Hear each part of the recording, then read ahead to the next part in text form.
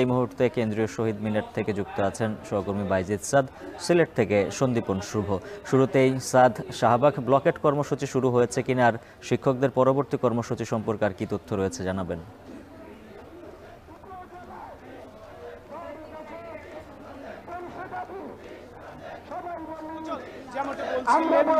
মূল বেতনের 20% বাড়ি ভাড়া এবং আরো 2টি দাবিতে শিক্ষকরা আন্দোলন চালিয়ে যাচ্ছে আজ 4 দিনের মতো, এবং তারা শহীদ মিনারে আজ তৃতীয় দিনের মতো অবস্থান কর্মসূচি পালন করছেন। তাদের আজকের কর্মসূচি যেটি সেটি হলো শাহবাগ ব্লকে, কিন্তু এখন পর্যন্ত তারা 12টার সময় শাহবাগ ব্লকের কর্মসূচিতে শুরু করার কথা থাকলেও এখনো তারা শহীদ মিনারে অবস্থান করছেন, তাদের স্লোগান দিচ্ছেন এবং মূলত তাদের যারা শিক্ষক নেতারা রয়েছেন তাদের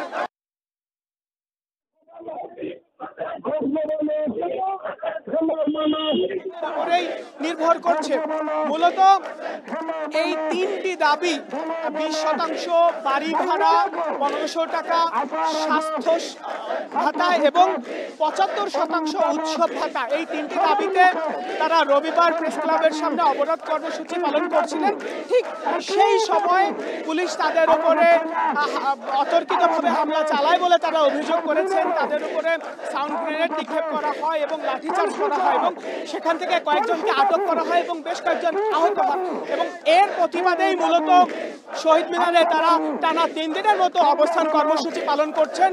পাশাপাশি সারা দেশে কর্মবিরতিও কিন্তু চলছে। একযোগে 30,000-এরও বেশি শিক্ষা প্রতিষ্ঠানে কিন্তু কর্মবিরতি চলছে এবং তারা বলছেন তাদের এই দাবি সেটি যৌক্তিক। সেই যৌক্তিক দাবির মেনে নিতে সরকারের প্রজ্ঞাপনের দাবি জানিয়েছিলেন তারা। এজন্য গতকাল মার্চটি সচিবালয় কর্মসূচি পালন করেন, কিন্তু সচিবালয়ের ঠিক আগে সেখানে কিন্তু পুলিশের ব্যারিকেডের মুখে পড়েন এবং তারা সেখানে অবস্থান নেন এবং সেখানেই বসে পড়েন। পরবর্তীতে তারা শহীদ মিনারে আসেন এবং তারা বলেন যে তাদের যে দাবি সেটি মেনে না নেওয়া হলে তারা শাহবাগ ব্লকের কর্মসূচি পালন করবেন। এবং এই যেই দাবিগুলো রয়েছে এই দাবিতে কিন্তু সারা দেশেই মূলত শিক্ষকরা কর্মবিরতি পালন করছেন এবং বিভিন্ন ধরনের কর্মসূচি কিন্তু রয়েছে। এবং সেই কর্মসূচির খবর জানাতে এবার আমরা চলে যেতে চাই সিলেটে। সেখানে রয়েছেন আমাদের সহকর্মী সন্দীপন শুভ। শুভর কাছে চলে যেতে চাই, একটু জানাবেন শুভ যে সিলেটের দি এইডেড হাই স্কুলে ঢাকার মতোই কিন্তু সেখানে কি কি কর্মসূচি রয়েছে? মুহূর্তে আমরা সিলেটের যে স্কুলটিতে রয়েছি সেখানেও কিন্তু কর্মবিরতি পালিত হচ্ছে এবং তৃতীয় দিনের মতো 3 দফা দাবিতে কিন্তু এই কর্মবিরতিটি পালিত হচ্ছে। এবং আমি যদি আজকের চিত্রটি আপনাকে বলি সেক্ষেত্রে কিন্তু বাড়ি ভাড়া 20% বৃদ্ধির দাবিতে যে 3 দিন আগে কর্মবিরতিটি শুরু হয়েছিল, অর্থাৎ 12 তারিখে ঘোষণা দেওয়া হয় এবং 13 তারিখ থেকে কিন্তু পূর্ণ কর্মবিরতি পালন করছেন এখানকার শিক্ষকরা।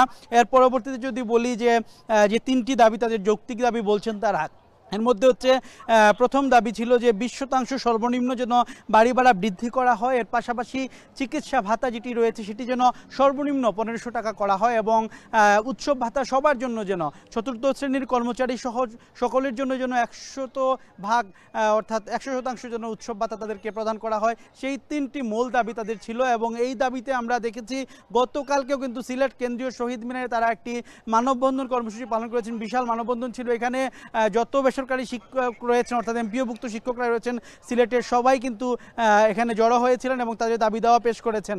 এবং আজকে আমরা এখানে দেখতে পেয়েছি তারা বলছেন যে আসলে একটা বৈষম্যের শিকার হচ্ছেন তারা, সরকারি চাকুরিজীবী যারা এবং বেসরকারি যারা শিক্ষকরা, সরকারি শিক্ষক এবং বেসরকারি শিক্ষকের মধ্যে একটা বড় বৈষম্য চলছে বলে তারা বলছেন যে এই বৈষম্যহীন দেশে এই ধরনের বৈষম্য কেন হচ্ছে শিক্ষকদের সাথে, তারা এমনটি বলছেন। কিন্তু কারণ সবচেয়ে বেশি যদি তুলনা করা হয় সেক্ষেত্রে দেশে কিন্তু সরকারি স্কুলের তুলনায় বেসরকারি স্কুল বেশি এবং বেসরকারি শিক্ষকের সংখ্যাও বেশি এবং তারা সার্ভিসও দেন বেশি।